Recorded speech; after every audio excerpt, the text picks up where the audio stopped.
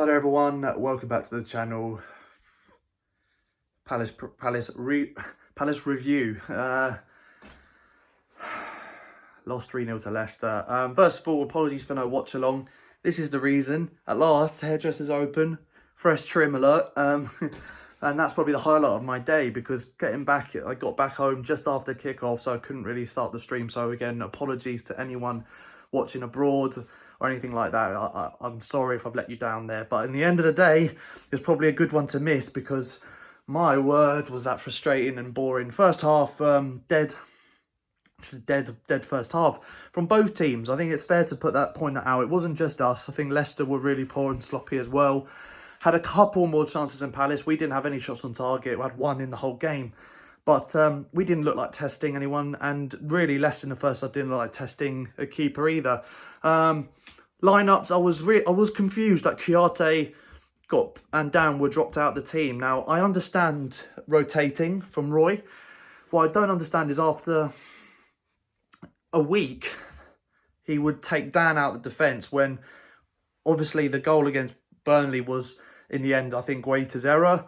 It was a good header from me, but the keeper should be saving it. So it realistically should have been 0-0 in my opinion. And if it was still 0-0 going into the last 10 minutes, the way we were playing against Burnley, I do think we nick a winner. It's obviously hindsight's a wonderful thing, but I do think that 1-0 to Burnley was the way we were playing. It should have been 0-0 or 1-1 or something like that. It should have been a draw in my opinion. And Dan played quite well. Now, to take him out the starting lineup for Sakho, when Sakho didn't play very well against Liverpool in a 4-0 defeat. I know it's Liverpool, but he still didn't play very well. And I think for those who were saying that it could be his age and that he can't play 90 minutes now over a course of a couple of weeks, I think that's ridiculous as well. When Gary Cahill was playing alongside him, he's older than Scott Dan, and he's played every game so far since we've come back. So Dan and Cahill is our strongest centre-back partnership at the moment until Tompkins is fit, in my opinion. To take out Dan today was really strange for me, and it ended up proving the point later in the game when Sakho gave away a stupid second goal.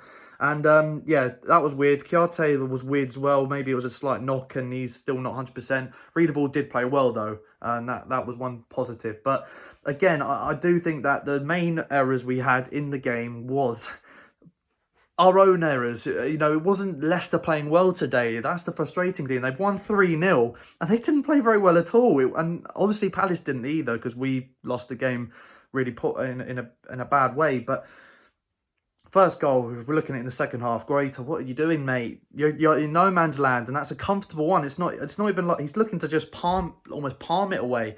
You know, just to gather the ball up. It was so poor, and rightfully so. He should be criticised. That's 2 mistakes in a row he's had. I don't think he should be dropped by any means. He's been our player of the season for sure, and he's just had a couple of bad weeks. But he's got to sort him. He's got, you know, he will know that, be disappointed with that error, and he's got to have people pointing the finger at him. And you know, he's got to sharpen up, because he's been poor over the last couple of games. You have to say that he's the reason in the last couple of games. If that doesn't go in and Iheanacho doesn't get there ahead of him, and it stays 0-0. I honestly think the game will go on to the last 10 minutes. It will still be 0-0, and it would be anyone's game, and we could potentially nick it. It was very similar to Burnley. Leicester probably slightly edging it in the game, like against Burnley. Burnley was slightly edging it in terms of their performance and the chances they were creating. There were a few more from them than us. I do think it was very similar to the Burnley game. And again, very similar in the fact that if we go 1-0 down, all of a sudden we look void of ideas. We're looking to go away to Leicester, you know, stay 0-0 as long as possible and try and nick it 1-0. As soon as we do go 1-0 down, God, we're void of ideas up front. It really is painful to watch at times. And even with Benteke coming back in, and we know how good he was against Bournemouth, the team performance, I think that was a sign of how poor Bournemouth were at the time, because we just lacked ideas and runners in behind.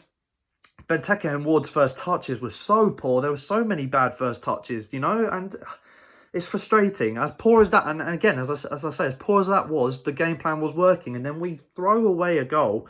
And then all of a sudden, we've got to now create stuff. And we know how poor we are creatively. We have no creative players in the midfield, especially with Chiarte coming on. Unfortunately, as much as I like Chiarte, McArthur, Luca in the midfield, not really any creativity there at all. So I had a quiet game. I don't know if he's still not 100% fit or not. I don't know what's wrong with Will.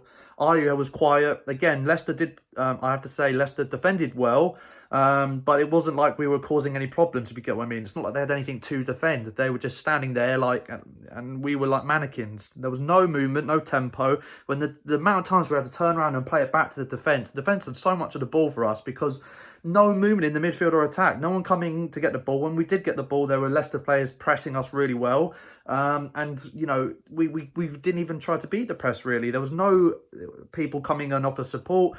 The tempo was slow. We didn't look like we wanted to get back in the game at 1-0. And it looked like it was going to be a loss from then on, really.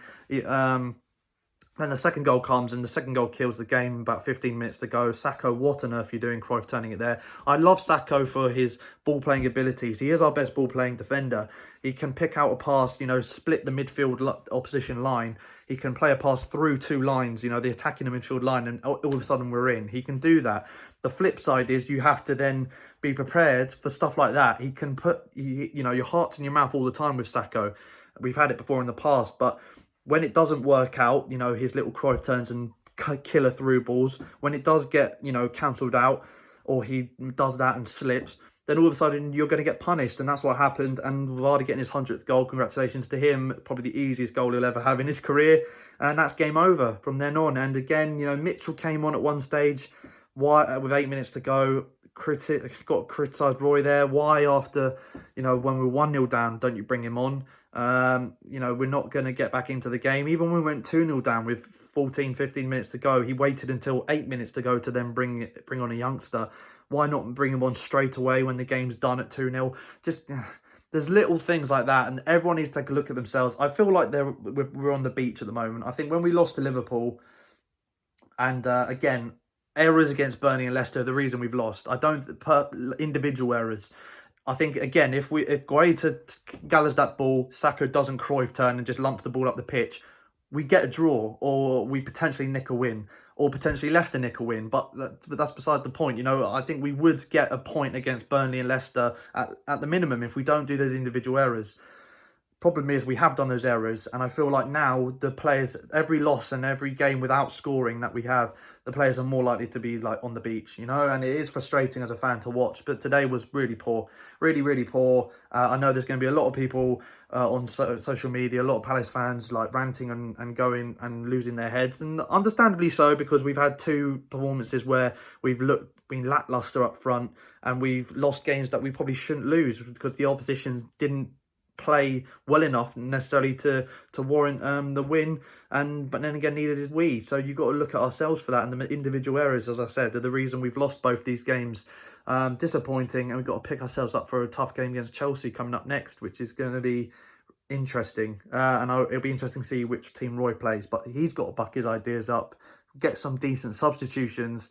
Starting lineup has to be better, in my opinion. As I mentioned, I'm not too sure why he rotated the defence. There was no need. And yeah, it feels like we've got our feet up and we're, you know, on the beach already as a club. And that's not something I want to see, especially when we could be finishing for a record points haul and, you know, have still stuff to play for this season. So poor result, poor individual errors, poor all round. Not the worst game of the season for me, but still very, very poor.